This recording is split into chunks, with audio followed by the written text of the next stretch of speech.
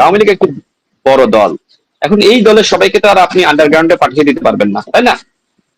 সুতরাং যারা অপরাধ করে নাই তাদেরকে অবশ্যই স্বাভাবিক জীবন যাপন করা, রাজনীতি করার সুযোগ দেওয়া, যেটা সংবিধান দিয়েছে সেই অধিকার তাদেরকে দিতে হবে। এখন এই অধিকার যদি না দেওয়া হয় তাহলে সকল মানুষ যদি তারা আসলে চরমপন্থী হয়ে যায় বা আসলে ওই আন্ডারগ্রাউন্ডে চলে যায়, দেন তো এটা দেশের জন্য ক্ষতি হবে। এনসিপি কে জামাতের সাথে পাঠানোর জন্য সব থেকে বেশি ভূমিকা রেখেছে ডক্টর মোহাম্মদ ইউনূস। এমনও ঘটনা ঘটেছে যে এনসিপির একজন নেতাকে যাতে আসন নিশ্চিত করা হয় সেজন্য ডক্টর মোহাম্মদ ইউনূস নিজে জামাতের আমিরকে ফোন পর্যন্ত করেছিলেন। তার মানে কি, এই যে একটি দল গঠিত হলো, সেই দল গঠন থেকে শুরু করে সেই দলের কারা নমিনেশন পাবে, জামাত কাদেরকে আসন ছাড় দিবে, সেটিও আবার ডক্টর মোহাম্মদ ইউনূস তিনি ঠিক করে দিচ্ছিলেন। এই ধরনের ঘটনাগুলো কিন্তু ঘটেছে এবং এটি অবশ্যই তারা অস্বীকার করতে পারবে না। হয়তো এখন তারা এটা নিয়ে চুপ আছে, কিন্তু এই ধরনের ঘটনা কিন্তু ঘটেছে। আসসালামু আলাইকুম দর্শক, আপনার সাথে আমি আতিক রহমান পূর্ণিয়া স্বাগত জানাচ্ছি পূর্ণিয়ার খোঁজ, পূর্ণিয়ার ভিউ ইউটিউব চ্যানেল ফেসবুক পেজে যুগে প্রচারিত অনুষ্ঠানে আপনি দেখতে পাচ্ছেন পর্দায় আমাদের সঙ্গে আজকে আমাদের সম্মানিত অতিথি এবং আমাদের পূর্ণিয়ার খোঁজ চ্যানেল যাওয়ার পরে পূর্ণিয়ার ভিউতে প্রথমবার আমরা পেয়েছি, সময় পেয়েছি, আমরা খুবই আনন্দিত। রাশেদ খান রাজনৈতিক ব্যক্তিত্ব, বিএনপি রাজনীতির সাথে এখন তিনি সরাসরি সম্পৃক্ত, বিএনপি থেকে নির্বাচন করেছেন মনোনয়ন পেয়ে, গণ অধিকার পরিষদের সাবেক সাধারণ সম্পাদক। এবং একই সঙ্গে আমি একটু ছোট করে বলে নেই যে শেখ হাসিনা বিরোধী আন্দোলনে তার খুবই শক্তিশালী অবস্থান এবং ডক্টর ইউনূস সরকারের সময় তিনি রাজনৈতিকভাবে সরব ছিলেন। রাশেদ খান, আপনাকে আমাদের দর্শকদের পক্ষ থেকে সাদর শুভেচ্ছা নিয়ে শুরু করছি। আমি ধন্যবাদ। একটা সাবজেক্ট দিয়ে শুরু করতে চাই। আপনি দুটো সাবজেক্টে গত দুদিন কথা বলেছেন, সোশ্যাল মিডিয়া ভাইরাল হয়েছে এবং বাংলাদেশের প্রথম সেই সমস্ত পত্রপত্রিকায় তিনি আলোচনা হচ্ছে। সেটা যাওয়ার আগে আমি কি বলতে চাই যে আপনাদের আন্দোলনের ফসল হিসাবে ডক্টর মোহাম্মদ ইউনূস সরকার ছিল আকাশচুম্বী প্রত্যাশা, মানুষের আকাশচুম্বী প্রত্যাশা ছিল, এটা কোনো সন্দেহ নেই। কিন্তু ডক্টর ইউনূস সরকার বিদায় হলেন, আপনি অঙ্গানী ভাবে আপনি দেখেছেন, কাছে থেকে দেখেছেন, আপনারা সেই সরকারকে সমর্থন করেছেন। এবার এসে মার্কিন যুক্তরাষ্ট্রের সঙ্গে যে চুক্তি, এই চুক্তি নিয়ে সর্বত্র তীব্র আলোচনা সমালোচনা, যে এই চুক্তিটা আমাদের দেশের স্বার্থ বিরোধী হয়েছে, স্বার্থ লঙ্ঘন হয়েছে, স্বাধীনতা সার্বভৌমত্বের প্রতি হুমকি হয়েছে। আমি আপনার মতামত জানতে চাই এবং যেহেতু আপনি এখন ক্ষমতাসীন দল বিএনপির সাথে সম্পৃক্ত, আপনি কি আমাদেরকে একটু জানাতে পারেন কিনা যে যদি সুযোগ থাকে আপনার দলের দৃষ্টিভঙ্গি যে এই যে দেশের এত বড় ক্ষতি হলো একটা টিমের মাধ্যমে, এটা আসলে কিভাবে বসিয়ে নেওয়া সম্ভব? রাশেদ খান, আমি এই সাবজেক্টটা দিয়ে শুরু করি। ধন্যবাদ সবাইকে, শুভেচ্ছা। দেখেন, অন্তর্বর্তীকালীন সরকারের মাননীয় প্রধান উপদেষ্টা, তার উপর আপনার মতন অন্যদের মতন আমারও ব্যাপক আস্থা ছিল। কিন্তু তিনি দায়িত্ব গ্রহণের পরে কতিপয় ব্যক্তির উপরে তিনি ব্যাপকভাবে নুইয়ে পড়েছিলেন এবং সবসময় তাদেরকে তিনি আশীর্বাদ করেছেন। দল গঠনে তিনি পিছন থেকে ভূমিকা রেখেছেন। একটি সরকারের প্রধান হয়ে এইভাবে আরেকটি দল গঠনে ভূমিকা রাখা যায় না। তার বক্তব্যের মধ্যেই কিন্তু বারবার ফুটে উঠেছে যে তরুণরা একটি দল করুক। তো তরুণরা তো শুধুমাত্র যারা এনসিপি গঠন করেছে তারা না, আমরাও তো বাংলাদেশে গণ অভ্যুত্থানের প্রেক্ষাপট 2018 সালের আন্দোলন সফল করেছি। 24 সালের সময় এই আন্দোলনকে কিভাবে জনগণকে সম্পৃক্ত করা যায়, রাজনৈতিক দলগুলোকে সম্পৃক্ত করা যায়, সেজন্য আমরা কাজ করেছি। অর্থাৎ 18 সাল থেকে 24 সাল পর্যন্ত আমরা টানা লড়াই করেছি। কিন্তু ডক্টর মোহাম্মদ ইউনূস তিনি দায়িত্ব গ্রহণের পরে আমাদের যে দীর্ঘদিনের লড়াই, সেই লড়াই আমার কাছে মনে হলো যে তিনি হয়তো চোখে দেখেননি। তিনি শুধুমাত্র 36 দিনের যে লড়াইটা হয়েছে সেই লড়াইটাই দেখেছেন এবং সেই লড়াইয়ে যারা সামনে ছিল এর বাইরে অন্য কেউ ভূমিকা রেখেছে এটা তিনি আসলে এক ধরনের অস্বীকার করেছেন, যে জন্য তিনি বাকিদেরকে অবমূল্যায়ন করেছেন। তো যাই হোক, দেখেন তার যে ধরনের ভূমিকা ছিল নির্বাচনের 3 দিন আগে আপনার চুক্তি করা, এটি আসলে একটি মানে ইন্টারিম সরকারের কাছ থেকে আমরা এটি আসলে কখনোই প্রত্যাশা করি নাই। আমরা বিভিন্ন দেশের সাথে যে চুক্তি বা বিভিন্ন আপনার আন্তর্জাতিক সংস্থার সাথে সেই চুক্তির ব্যাপারে কিন্তু আমরা বারবার সমালোচনা করে আসছিলাম। আমি যে সময় নদীতে পরিষদ সাধারণ সম্পাদক, সে সময় আমি অত্যন্ত সরব ছিলাম, কথা বলেছি। এখন যেহেতু নির্বাচিত সরকার দায়িত্ব গ্রহণ করেছে এবং এখন যারা অপোজিশনে আছে তারাও তো দেশের অনেক বিষয় নিয়ে কথা বলছে, সরকারের অনেক সমালোচনা করছে। কিন্তু তাদের কাছে আমার প্রশ্ন যে আপনারা তো সবসময় বলতেন যে কোনো দেশের সাথে কোনো চুক্তি হলে সেটি সংসদে আলোচনা করতে হবে, তাহলে অন্তর্বর্তীকালীন সরকারের সময়ে যে চুক্তিগুলো হয়েছে সেগুলো যাতে সংসদে পুনর্মূল্যায়ন করা যায়, আলোচনা করা যায়, সেজন্য আপনারা প্রস্তাব উত্থাপন করেন, কেন করছেন না? এটি আমি একটি প্রশ্ন তাদের কাছে রাখতে চাই। দ্বিতীয়ত, অন্তর্বর্তীকালীন সরকার তাদের উপদেষ্টারা সবসময় বলছিল যে আমরা প্রতি মাসেই আমাদের আর্থিক হিসাবটা জনগণের সম্মুখে আমরা প্রকাশ করব। কিন্তু আমরা দেখেছি যে স্বয়ং ডক্টর মোহাম্মদ ইউনূস তিনি দলীয়করণ করেছেন। তিনি তার ব্যাংকের কর্মকর্তা থেকে শুরু করে তার আশপাশে যত মানুষ ছিল তাদেরকে বিভিন্ন জায়গায় সেট আপ করেছেন, উপদেষ্টা বানিয়েছেন। এবং নাহিদ ইসলাম নিজে তার বান্ধবীকে প্রেস উইং এ তিনি দায়িত্ব দিয়েছিলেন।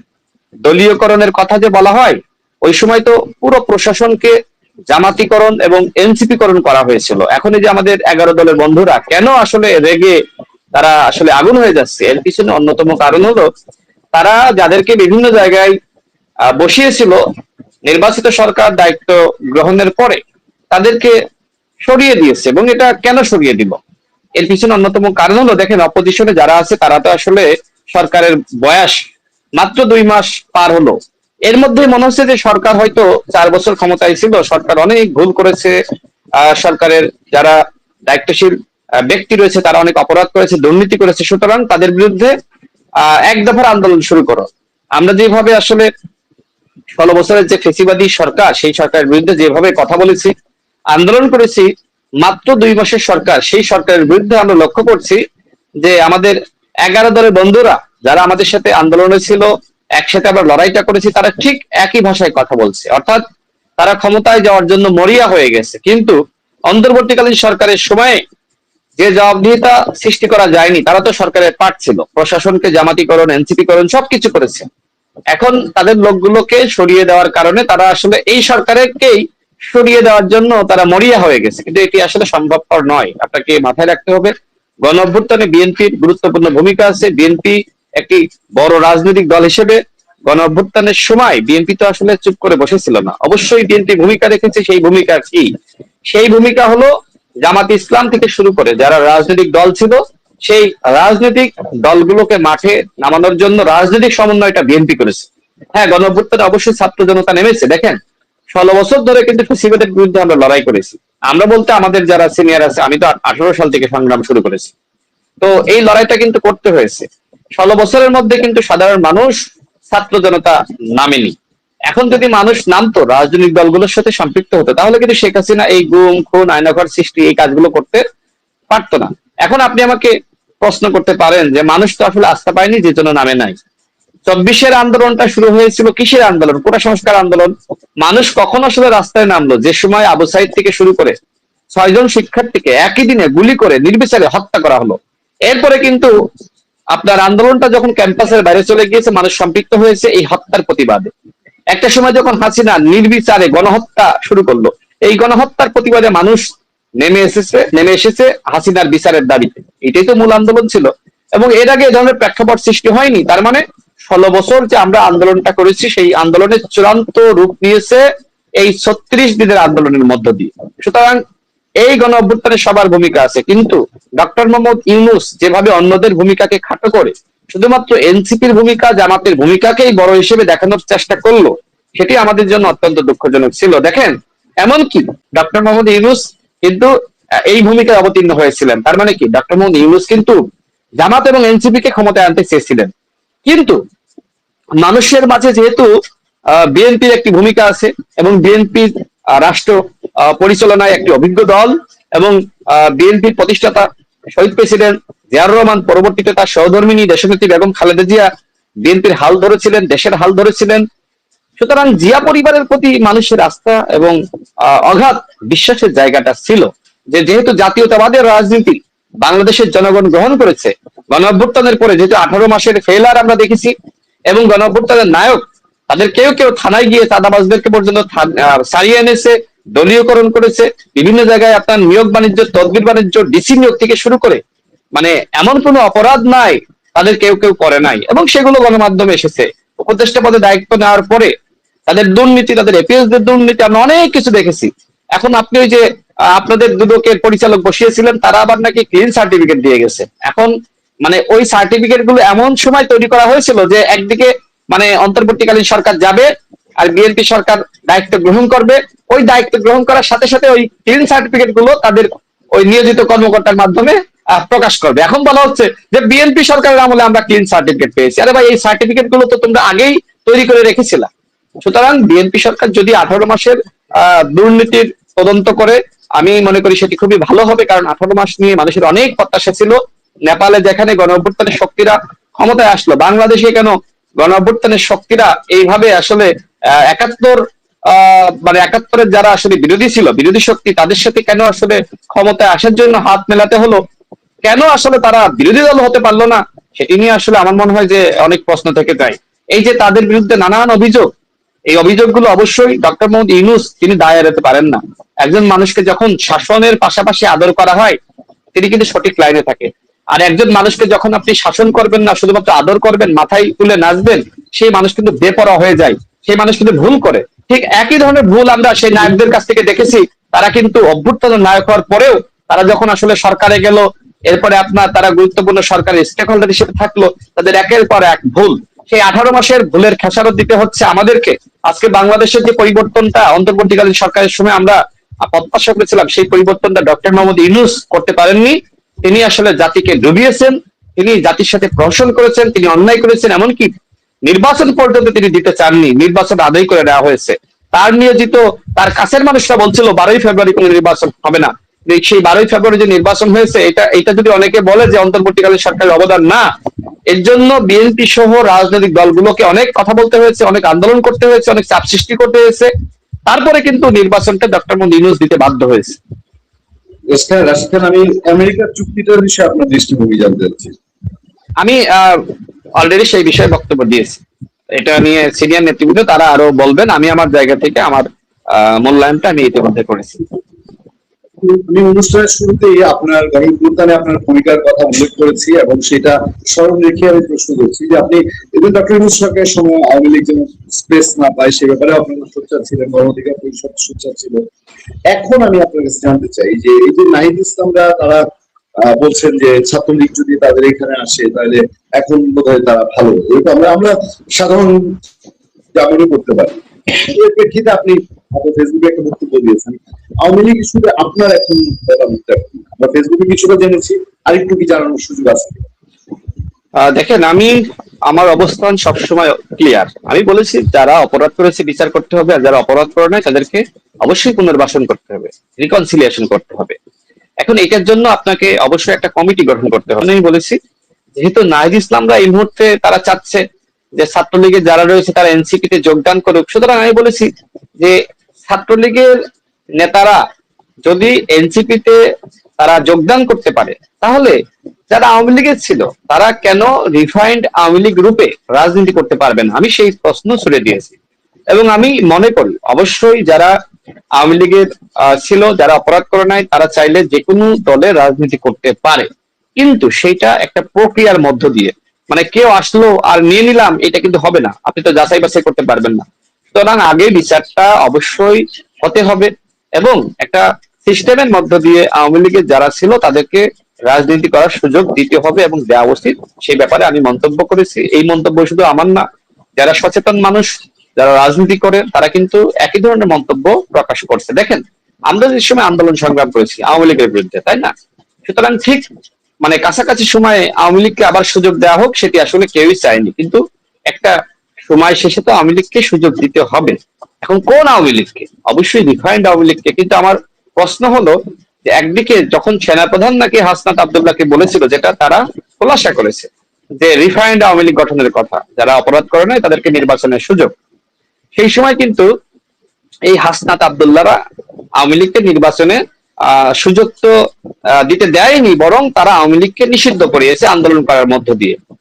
এই জন্য আমি এখন প্রশ্ন রাখতে চাই, যেহেতু হাসনাত আব্দুল্লাহ তিনি যেহেতু সংসদে খুবই ভোকাল, তিনি কি আসলে তার নেতা, তার আহ্বায়ক নাহিদ ইসলাম যে কথা বলেছেন সেই কথার প্রেক্ষিতে সংসদে কি তিনি একটি প্রস্তাব উত্থাপন করতে পারেন যে রিফাইন্ড আওয়ামী লীগের ব্যাপারে আমরা সবার মতামত জানতে চাই, বা আওয়ামী লীগকে আমরা কি করব, কোন প্রক্রিয়ার মধ্য দিয়ে আওয়ামী লীগকে রাজনীতি করার সুযোগ দিব, এই ধরনের প্রস্তাব হাসনাত আব্দুল্লাহ যদি সংসদ উত্থাপন করে, আমি মনে করি সেটি নাহিদ ইসলাম যে ধরনের খায়েশ ব্যক্ত করেছেন ছাত্রলীগকে তাদের দলে দেওয়া, সেই খায়েশটা আসলে আইনের মধ্য দিয়ে বাস্তবায়িত করা সম্ভব। দেখেন, জামাত ইসলাম এবং এনসিপি মিলে কিন্তু আওয়ামী লীগ নিষিদ্ধের আন্দোলনটা শুরু করেছিল। সেই জামাতের আমির এখন আওয়ামী লীগের লোকজনের কাছ থেকে সহানুভূতি পাওয়ার জন্য এখন জাতীয় সংসদে মানে যখন ওই আওয়ামী লীগ নিষিদ্ধের অধ্যাদেশটা উত্থাপিত হলো, তখন কিন্তু এক ধরনের মানে সহানুভূতি কাঠ খেলার চেষ্টা করেছে। মানে অন্যান্য বিল কেন উত্থাপন করা হচ্ছে না, আরো কয়েকটা বিল যেটা নিয়ে বিএনপি বলছে যে আমরা পর্যালোচনা করে পরবর্তীতে আমরা উত্থাপন করব, তখন তারা মানে রেগে আগুন হয়ে গেছে। কিন্তু যে সময় আওয়ামী লীগ নিষিদ্ধের বিলটা আসলো, যে আন্দোলন তারা সৃষ্টি করেছিল, ওই আন্দোলনের প্রেক্ষিতে কিন্তু এই অধ্যাদেশটা জারি হয়েছিল, এবং সেটাই কিন্তু আপনার সরকারের প্রতিনিধিরা উত্থাপন করেছে। কিন্তু জামাতের আমির এখন এইখানে একটা ভিন্ন কার্ড খেললো, একদিকে আন্দোলন করলো, অন্যদিকে তারাই আবার ওই বিল উত্থাপনের সময় থতমত আচরণ করলো। মানে কি, এই যে দ্বিমুখী আচরণ, জামাতের প্রতারণার রাজনীতি, এই রাজনীতি কিন্তু সেই ৭১-এর আগ থেকে শুরু হয়েছে। তারা একবার ৭১-এর সময় জনগণের সাথে প্রতারণা করলো, জনগণের বিরুদ্ধে অবস্থান নিয়ে। তারা কিন্তু ৯০-এ তারা এরশাদের পক্ষে কিন্তু শুরুর দিকে অবস্থান নিয়েছিল, তারা ৮৬ নির্বাচনে এরশাদের অধীনে অংশ নিয়েছিল। এছাড়া আপনি দেখেন যে সেনা সমর্থিত ফখরুদ্দিন মঈনুদ্দিন, সেই সময় তারা সুবিধাবাদী ছিল। সেই সময় আওয়ামী লীগ বিএনপির যারা ছিল নেতৃবৃন্দকে হয়রানি করা হয়েছে, জামাতের নেতৃবৃন্দকে হয়রানি করা হয়েছে। অর্থাৎ যখন একটা সংকট সৃষ্টি হয়, তখন কিন্তু এই জামাত তারা কিন্তু এক ধরনের সুবিধাবাদী আচরণ করে, এবং তারা ওই সরকারের দিকে আসলে থাকার চেষ্টা করে। ঠিক অন্তর্বর্তীকালীন সরকারের সময় একই আচরণ করেছে। যখন নির্বাচনের জন্য আমরা কথা বলছি, আন্দোলন করছি, তখন জামাত বলেছে না, কোনো নির্বাচন হবে না বিচার সংস্কারের আগে। তো নির্বাচন তো হলো, কিন্তু বিচার সংস্কার কেন আপনারা শেষ করাইতে পারলেন না? 18 মাস থাকলো, 3 মাস তো না, তাই না? 18 মাস সময় দেওয়া হলো, বিচার সংস্কার আপনারা তো আসলে শেষ করতে পারেননি। এই জন্যই আমাদের আক্ষেপ যে ওই সময় অন্তর্বর্তীকালীন সরকার প্রশাসনকে জামাতিকরণ, এনসিপিকরণ করলো, কিন্তু তারপরেও তারা বিচার এবং সংস্কারটা শেষ করতে পারলো না। ওই 18 মাসে যদি বিচার এবং সংস্কারের দিকে আমরা অগ্রসর সেইভাবে হতে পারতাম, তাহলে কিন্তু এখনই বা নির্বাচনের সময় আওয়ামী লীগকে রিফাইন্ড আওয়ামী লীগ হিসেবে বা অন্য কোনো ভাবে সুযোগ দেওয়া যেত। তো এখন যেহেতু এই আলোচনাটা নাহিদ ইসলামের পক্ষ থেকেই ব্যাপকভাবে জোরালো হয়েছে, আমি নাহিদ ইসলামকে বলবো যে আপনি সংসদে এই বিষয়টা আপনি হাসনাত আব্দুল্লাহকে দিয়ে উত্থাপিত করান, যাতে করে রিফাইন্ড আওয়ামী লীগ গঠনের দিকে যারা যেতে চায় তারা কাজ শুরু করতে পারে। এবং এই সুযোগ যেহেতু আপনারা নিচ্ছেন, আপনারা যেহেতু আওয়ামী লীগকে নিচ্ছেন, দেখেন একজন বড় নেতার সাথে আমার কথা হচ্ছিল, তিনি আমাকে বলছিলেন, রাশেদ আপনি কি জানেন যে ওরা আসলে আওয়ামী লীগ নিষিদ্ধের আন্দোলন কেন করছে? ওরা চায় যে আওয়ামী লীগ বিচ্ছিন্ন হয়ে যাক। সেক্ষেত্রে আওয়ামী লীগ এক ধরনের ভয় পেয়ে গেল যে আমাদেরকে তো আসলে আপনার প্রথম যে আপনার থাপ্পড়টা, এই থাপ্পড়টা আসলে এনসিপির মাধ্যমে আসলো, তো এনসিপির প্রতি একজন ভয় থাকবে। তো যে ভয় দেখাতে পারে তার দিকে কিন্তু মানুষ যায়। সুতরাং ওই আওয়ামী লীগ ছাত্রলীগের লোকদেরকে নেওয়ার জন্য মূলত এনসিপি এই আন্দোলনটা করছে, তাদেরকে বিচ্ছিন্ন করে ফেলা। দেখেন এখন কিন্তু সেটি হচ্ছে, এখন ছাত্রলীগকে তারা কল করতেছে, এখন বলতেছে যে গণ অভ্যুত্থানে যে সকল ছাত্রলীগের নেতারা পদত্যাগ করেছিল, ওই পদত্যাগ করার কারণেই নাকি আন্দোলনটা ত্বরান্বিত হয়েছিল। তাহলে সাধারণ মানুষ যারা মানে আন্দোলন সংগ্রাম করলো, বিএনপি জামাত সহ অন্যান্য দলের যারা আন্দোলন সংগ্রাম করলো, তাদের আন্দোলনে কিচ্ছু হয় নাই। ছাত্রলীগের যারা পদত্যাগ করে এসে মানে বা এজেন্ট হয়ে এসে আন্দোলন করলো, হ্যাঁ, তারাই নাকি আজকে গণ অভ্যুত্থান ঘটিয়েছে। মানে বিষয়টা তারা এইরকম বোঝাচ্ছে যে যারা আওয়ামী লীগের মধ্যে, শেষ করি খুব গুরুত্বপূর্ণ কথা, এক লাইন শেষ করে দিই, মানে আওয়ামী লীগের মধ্যে যারা ভালো আওয়ামী লীগার ছিল, তারাই হাসিনার বিরুদ্ধে সংগ্রাম করে গণ অভ্যুত্থান ঘটিয়েছে। এই ধরনের একটা বয়ান বা ন্যারেটিভ সৃষ্টি করার চেষ্টা করছে এনসিপি। মানে আমি বুঝতে চাচ্ছিলাম যে ওইটা মিন করেছে নাকি যে শিবিরের মানুষজন যারা গুপ্ত অবস্থায় ছিল তাদেরকে মিন করেছে, তারা বেরোয় আসার কারণে ত্বরান্বিত হয়েছে, এরকম মনে হচ্ছে। আপনি চমৎকার জিনিসটা ধরতে পেরেছেন। দেখেন এখন আর একটা প্রবলেম হচ্ছে, প্রবলেমটা হলো যে জামাত ইসলাম এবং শিবিরকে, তারা যদি নিজেদের রাজনীতি করতে চায়, আমার কোনো সমস্যা নাই। একটা দল বাংলাদেশের আইন মেনে, সংবিধান মেনে রাজনীতি করবে, করতেই পারে, তাই না? ৭১-এর ভুলকে তারা অবশ্যই তাদেরকে এটার জন্য আনুষ্ঠানিকভাবে তাদের প্রতিক্রিয়া আমরা জানতে চাই, যেটা নাহিদ ইসলাম নিজেই বলেছিলেন যে ৭১-এর আক্তার হোসেন নিজেও বলেছিলেন, আপনি নিশ্চিত করেছেন যে ৭১ নিয়ে আসলে জামাত ইসলামের অবস্থানটা কি। ৭১ নিয়ে কিন্তু এখনো পর্যন্ত জামাত ইসলাম তার অবস্থানটা পরিষ্কার করে নাই। তো সেই অবস্থান পরিষ্কার হওয়ার আগেই কিন্তু এনসিপি জামাতের সাথে জোট বেঁধেছে। অনেকে রাজনীতির বিষয়ে অনেকে বলে যে আসলে আদর্শ আদর্শ, আমি আসলে আমার অ্যানালিসিস থেকে যে জিনিসটা পেয়েছি, দেখেন রাজনীতির ক্ষেত্রে আসলে ক্ষমতার চর্চা এটা আসলে এক ধরনের প্রধানতম বিষয়। এই যে আমাদের রুমিন ফারহানা আপা, দেখবেন যে তিনি যে সময় আসলে বিএনপির পদে ছিলেন সেই সময় টকশোতে গিয়ে তিনি জামাত ইসলাম এবং এনসিপির নেতৃবৃন্দের যে অপরাধ কর্মযোগ্য সেগুলো নিয়ে তিনি তিরস্কার করেছেন, সমালোচনা করেছেন। সেই রুমিন আপা যখন নমিনেশন পেলেন না, এরপরে তিনি স্বতন্ত্রভাবে নির্বাচিত হলেন, তখন তার বক্তব্যগুলো কিন্তু এখন জামাত এবং এনসিপির মতনই হচ্ছে। তো এই কথাটা আমি কেন বললাম, অর্থাৎ রুমিন আপা যে সময় বিএনপিতে ছিলেন সেই সময় বিএনপির পলিটিক্যাল অবস্থান অনুযায়ী কথা বলেছেন।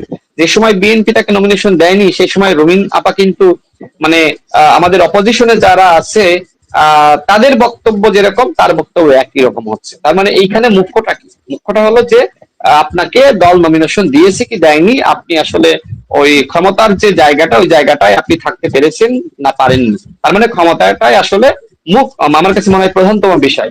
আচ্ছা, দ্বিতীয় আপনি যে প্রশ্নটা করলেন, দেখেন হ্যাঁ এটা একটা গুরুত্বপূর্ণ বিষয় যে আপনার ছাত্রলীগের যারা ছিল তারা পদত্যাগ করেছিল, তারা মানে ওই মানে পরিচয় লুকিয়ে তারা আসলে ছাত্রলীগ করতো কিনা সেটি নিয়ে তো অবশ্যই মানে প্রশ্ন থেকে যায়, এবং সেটি নিয়ে প্রশ্ন থাকা স্বাভাবিক, কারণ শিবির এই ধরনের রাজনীতি করে, তারা বিভিন্ন দলে তাদের এজেন্ট নিয়োগ করে। আমি দেখলাম যে এখনো দুই এক জায়গায় ছাত্র দলের পরিচয়ে কেউ কেউ পদত্যাগ করছে বিএনপির কর্মকাণ্ডে অসন্তুষ্ট হয়ে। তো ঠিক ওই একই ধরনের সন্দেহ সৃষ্টি হয়েছে যে এরা কি আসলেই ছাত্র দল করতো, নাকি এরা আসলে আপনার গুপ্ত হিসেবে ছাত্র দলে যুক্ত হয়েছিল।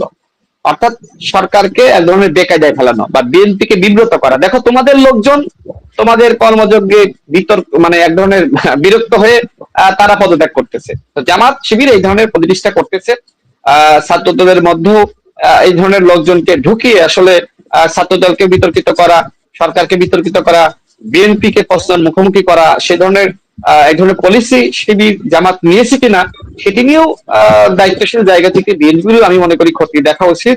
কারণ ইতিমধ্যে আমি কিন্তু দেখেছি, আপনিও দেখেছেন যে ছাত্র দলের একজন পদত্যাগ করেছে। হ্যাঁ, তিনি নাকি বিএনপির আচরণে ক্ষুব্ধ। আবার মানে এক সময় কিন্তু আলোচনা ছিল যে বিএনপির শীর্ষ পর্যায় থেকে জামাত ইসলামের পৃষ্ঠপোষকতা করা হতো।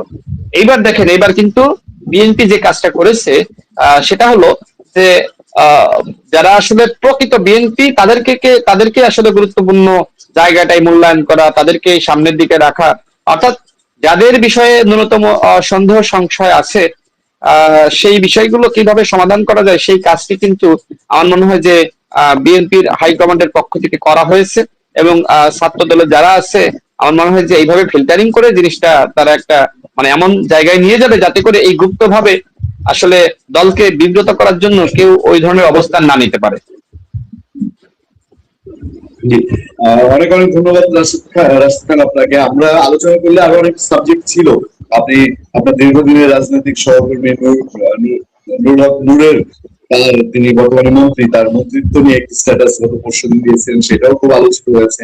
আমার জানার আগ্রহ ছিল ডক্টর ইউনূসের সময় বেশ কিছু অন্যায় অবিচার হয়েছে, মব হয়েছে, তারপর মিথ্যা মামলা হয়েছে। আমি আপনার দুইটা বিষয় আমি আপনার এই দুইটা প্রশ্ন আমি বুঝতে পারছি, আমি শেষ করে দিই খুব সংক্ষেপে। দেখেন অবশ্যই ডক্টর মোহাম্মদ ইউনূসের সময় আপনার গণহারে মামলা হয়েছে, সেই মামলাগুলো এখন অন্তর্বর্তীকালীন সরকারের মামলাগুলো অবশ্যই বিএনপি সরকার সেগুলোর পর্যালোচনা করবে। যারা অপরাধ করে নাই তাদেরকে কিভাবে আসলে সেখান থেকে আপনার নিষ্কৃতি দেওয়া যায় সে ব্যাপারে বিএনপি সরকার অবশ্যই কাজ করবে, এবং আইনের শাসন প্রতিষ্ঠায় বিএনপি অবশ্যই অঙ্গীকারবদ্ধ।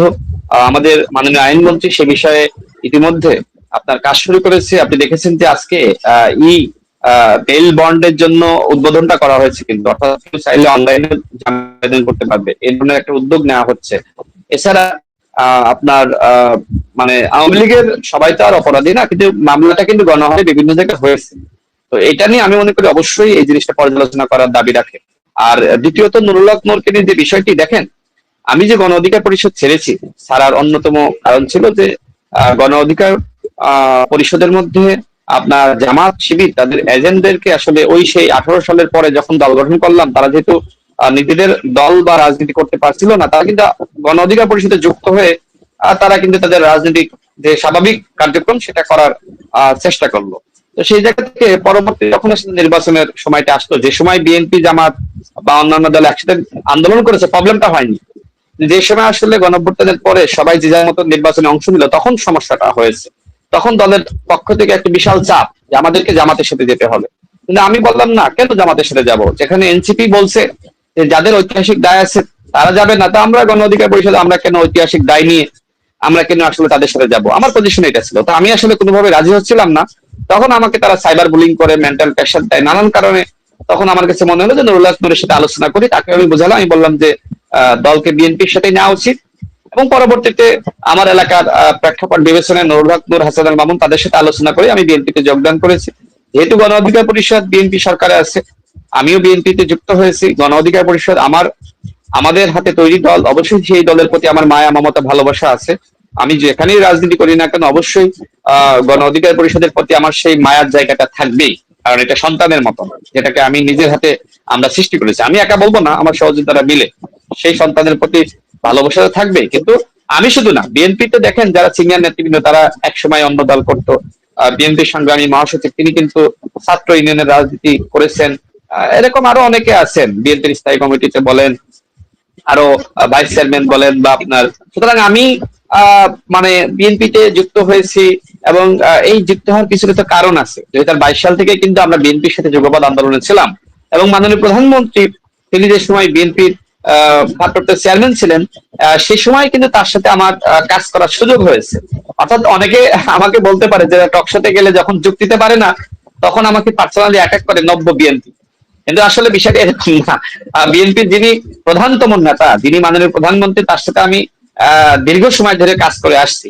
আমি গণ অধিকার পরিষদের সাধারণ সম্পাদক থাকাকালীন সময়েও আমি এবং সভাপতি নুরুল হক নূর আমরা সরাসরি মাননীয় প্রধানমন্ত্রীর সাথে আমরা সমন্বয় করে কিন্তু আমরা আন্দোলন সংগ্রামে কাজ করা, এই ভূমিকাগুলো আমাদের ছিল। অর্থাৎ যারা এখন দেখছে বা বলছে যে নব্য বিএনপি, আসলে বিষয়টা এরকম না। 2022 সাল থেকে কিন্তু আমরা বিএনপির সাথে থেকে কাজ করেছি।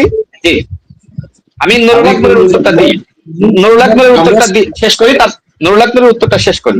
তো নুরুল হক নূরের যে প্রসঙ্গটা, জি, আমরা সাংবাদিকতা করতে গিয়ে আমরা আই উইটনেস আমরা দেখেছি যে আপনাদের এই জায়গাগুলো গণ অধিকার পরিষদ, আপনার অবদান বা আপনাদের এই সমন্বয়ের কাজগুলা, যেহেতু আমরা বিএনপি মিট করতে আমাদের অনেক কিছুই জানা ছিল সমন্বয়ের জায়গা। জি প্লিজ।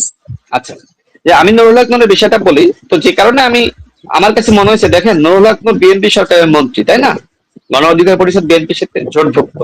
এখন এই মতো অবস্থায় গণ অধিকার পরিষদের কতিপয় নেতা তারা টকশোতে গিয়ে বিএনপির নীতির বিরুদ্ধে সমালোচনা করছে।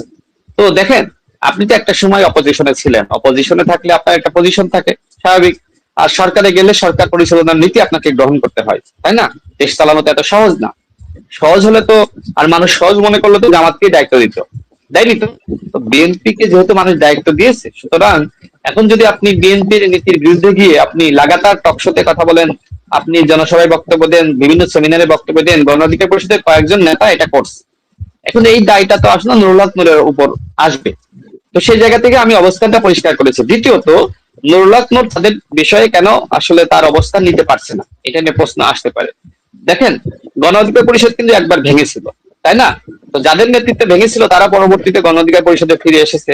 আবার তারাই কিন্তু এখন গণ অধিকার পরিষদে থেকে তারা নুরুল হক নূর যে সরকারের মন্ত্রী, সেই সরকারের বিরুদ্ধেই বক্তব্য দিচ্ছে। নুরুল হক নূর যদি এদেরকে কালকে এদের বিরুদ্ধে ব্যবস্থা নেয়, দেখবেন এরা আর একটা গণ অধিকার পরিষদ করবে। এরা গণ অধিকার পরিষদকে ভেঙে চুরে মানে চুরমার করবে। তো নুরুল হক নূর এই প্রবলেমের মধ্যে আছে, এটা আমি জানি। যেহেতু আমি ওই দলে ছিলাম, ওই দলের নেতৃত্বে ছিলাম, ওই দল তৈরি করেছি, আমি এই বিষয়গুলো জানি। তো নুরুল হক নূর এই সমস্যার মধ্যে আছে। তো ঠিক একই ধরনের সমস্যার মধ্যে এনসিপি আছে। এনসিপি এবং গণ অধিকার পরিষদের যে সম্ভাবনা ছিল, এই সম্ভাবনা গলা টিপে নষ্ট করেছে, ধ্বংস করেছে জামাত ইসলাম এবং শিবির। গতকাল দেখেন এনসিপি ব্যাপকভাবে তাদের সাংবাদিক সম্মেলন করে বললো যে এনসিপি রাইজিং। তো এনসিপিতে কারা আসলো? এরা কিন্তু জাতীয় নাগরিক কমিটি যে সময় গঠিত হয়, শিবিরের সাবেক নেতৃবৃন্দ তারা কিন্তু ওই কমিটিতে ছিলেন। পরবর্তীতে এনসিপির নেতৃবৃন্দ বিভিন্ন দুর্নীতি, অন্যায়, অপরাধ, তাদের যে আপনার অস্বচ্ছতা, সেটি নিয়ে প্রশ্ন তুলে এই জুনায়েদ সাহেবরা তারা কিন্তু, বা রাফি সালমান রিফাত সাহেবরা তারা কিন্তু আর পরবর্তীতে নাগরিক কমিটিতে তারা যুক্ত হয়নি, এনসিপিতে যুক্ত হয়নি, মানে নাগরিক পার্টিতে যুক্ত হয়নি। তো যাই হোক, পরবর্তীতে জামাতের সাথে আলোচনার ভিত্তিতে হয়তো শিবিরের নেতৃবৃন্দ সবাই এখন একযোগে তারা এখন এনসিপি তে যুক্ত হচ্ছে, অর্থাৎ তারা আগে থেকেই ছিল। আমার অনেক বক্তব্য আপনি খেয়াল করবেন, আমি বলেছি যে এনসিপির 80% নেতৃবৃন্দ তারা জামাত শিবির থেকে আসা।